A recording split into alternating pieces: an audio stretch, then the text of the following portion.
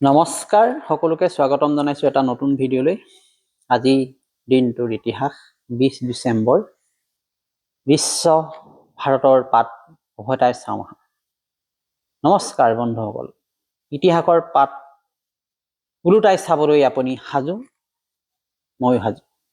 আজি আমি থিয় দিছো 20 ডিচেম্বৰত, এটা এনে দিন যি দিনে বিশ্বৰ মানচিত্ৰ সলনি কৰিলে, যুদ্ধৰ আঁচোৰে এৰি থৈ গ'ল, নেতৃত্বৰ নতুন অধ্যায় লিখিলে।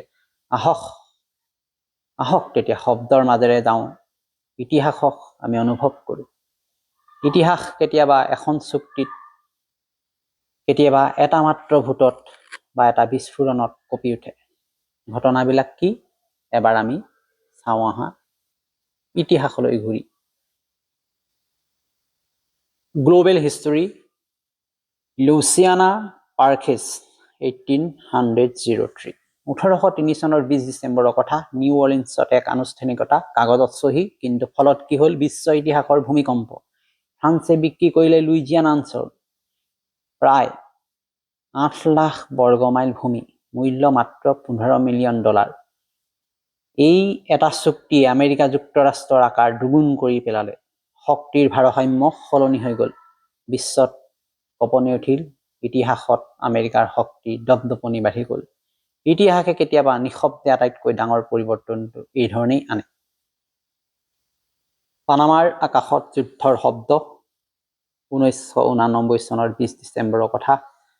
আমেৰিকাৰ সামৰিক অভিযান, লক্ষ্য স্বৈৰশাসক মানুৱেল নৰিয়েগা। এই ঘটনাই বিশ্বক সুধিছিল, শক্তিশালী দেশৰ হস্তক্ষেপ, স্বাধীনতাৰ সীমা কি আৰু ন্যায়ৰ সংজ্ঞা কি? ইতিমধ্যে ইতিহাস কেৱল ঘটনা নহয়, ই আমাৰ বাবে এক প্ৰশ্নও, এক সাঁথৰ হৈ ৰ'ল। বিশ্বৰ ইতিহাসেই নহয়, ভাৰতৰ ইতিহাসো অতি গুৰুত্বপূৰ্ণ। কলিকতাত বম্বিং 1942। এতিয়া আহোঁ আমি ভাৰতলৈ। 1942 চনৰ কথা, 20 ডিচেম্বৰ। দ্বিতীয় বিশ্বযুদ্ধৰ সময়ত জাপানী বিমান বাহিনীয়ে কলিকতাত প্ৰথমবাৰৰ বাবে বোমা পেলায়। ভয় আছিল, ধ্বংস আছিল, কিন্তু আছিল ভাৰতীয় জনগণৰ উদ্যম, উৎসাহ, সাহস। ইতিহাসে শিকায়, সংকটৰ মাজতো মানুহ থিয় দিলে বিপদে সদায় আমাক এৰা দিয়ে। 2012 চনৰ 20 ডিচেম্বৰৰ কথা। গুজৰাটত ইলেকশ্যন হৈছিলে। ভাৰতীয় ৰাজনীতিত এক নতুন মূৰ ল'লে।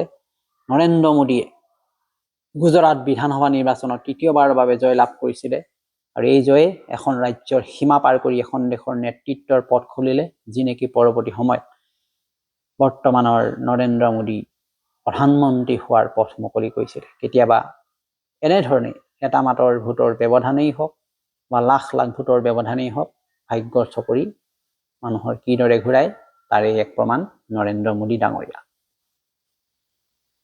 20 ডিচেম্বৰটোতে জন্ম হৈছিল কেইজনমান অতি প্ৰতিভাশালী ব্যক্তিৰ।